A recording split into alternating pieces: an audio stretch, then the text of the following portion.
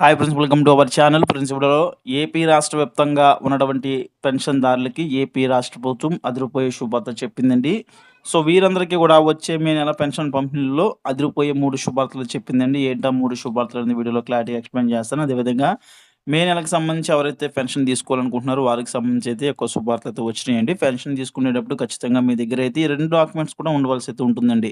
అదేవిధంగా కొత్త పెన్షన్‌లు ఎప్పటి నుంచి అప్లై చేసుకోవాలి, అదేవిధంగా ఏ డాక్యుమెంట్స్ కావాలి అప్లై చేసుకోవడానికి, ఇలాంటి అనేక విషయాలు అయితే వీడియోలో చర్చించబోతున్నాను. కాబట్టి వీడియో ఎండ్ వరకు చూడండి, ఇన్ఫర్మేటివ్‌గా ఉంటుంది.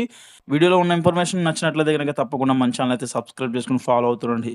ఇక ఏపీ రాష్ట్ర ప్రభుత్వం రాష్ట్రంలో పలు సంక్షేమ పథకాలు అయితే అమలు చేసేందుకైతే ముందుకొచ్చిందండి. దీంతో పాటు రాష్ట్రంలో కొత్త పెన్షన్‌లు కూడా ఇవ్వాలని అయితే చూస్తుందండి. కాబట్టి మే నెలకు సంబంధించి రాష్ట్రంలో పెన్షన్ తనిఖీలు అయితే కంప్లీట్ కాబోతున్నాయండి.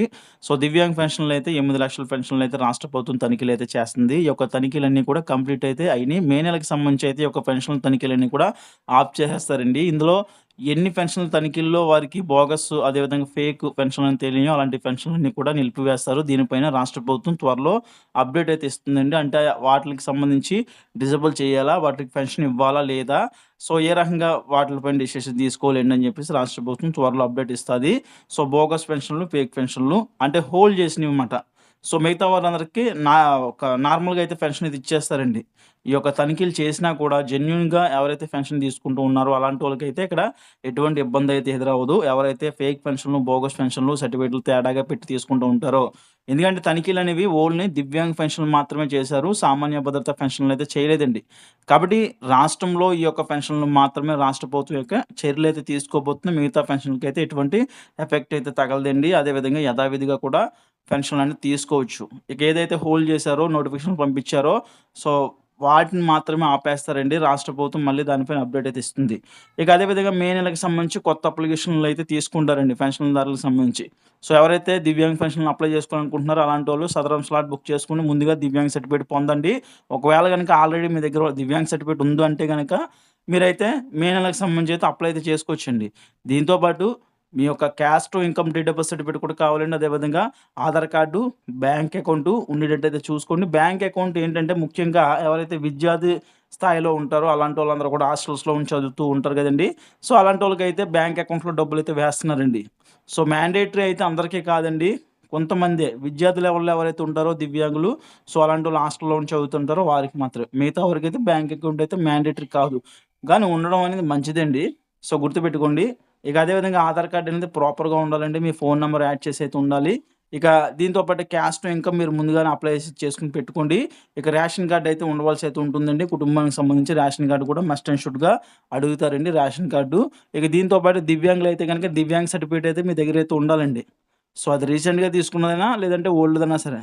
యాక్యురేట్‌గా, పర్ఫెక్ట్‌గా ఉంటే గనుక మీకైతే పెన్షన్ అనేది వస్తుందండి. 6,000 నుంచి 15,000 దాకా కూడా పెన్షన్ అయితే దివ్యాంగ్ పెన్షన్ అయితే పంపిణీ చేస్తారండి. ఇక దీని తర్వాత సామాన్య భద్రత పెన్షన్ చూసుకుంటే గనుక రాష్ట్రంలో ఉన్నటువంటి ఎస్సీ, ఎస్టీ, బీసీ మైనారిటీలు ఎవరైతే ఉన్నారో వీరందరికీ సంబంధించి రాష్ట్ర ప్రభుత్వం ఏజ్ అనేది సడలింపు అయితే ఇచ్చిందండి. అంటే 50 సంవత్సరాల ఏజ్ ఉంటే చాలు వీరందరూ కూడా కొత్త పెన్షన్‌కి అయితే అప్లై అయితే చేసుకుండి పెన్షన్ అనేది పొందొచ్చండి.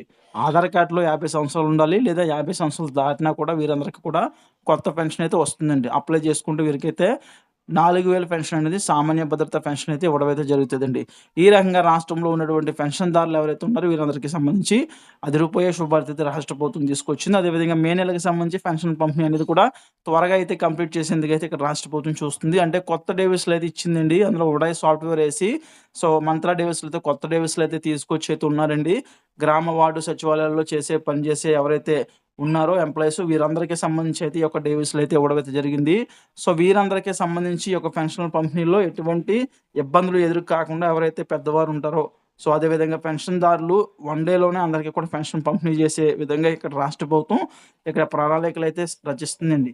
సో దీంట్లో భాగంగానే ఇక్కడ పెన్షన్‌లు పంపిణీ చేసేది ఉదయం 7 గంటల నుంచి సాయంత్రం 6 గంటల దాకా వన్ డేలోనే చాలా వరకు అన్ని పెన్షన్‌లు కూడా కంప్లీట్ చేసేలా ఇక్కడ రాష్ట్ర ప్రభుత్వం చర్యలైతే తీసుకుంటుందండి. దీంట్లో భాగంగానే ఈ యొక్క చర్యలన్నీ చేపడుతుంది. కాబట్టి మే నెలకు సంబంధించి సో 1వ తేదీనే పెన్షన్‌లన్నీ కూడా కంప్లీట్ చేసేస్తారండి. ఒకవేళ గనుక మిగిలితే గనుక తర్వాత రోజైతే ఇస్తారండి.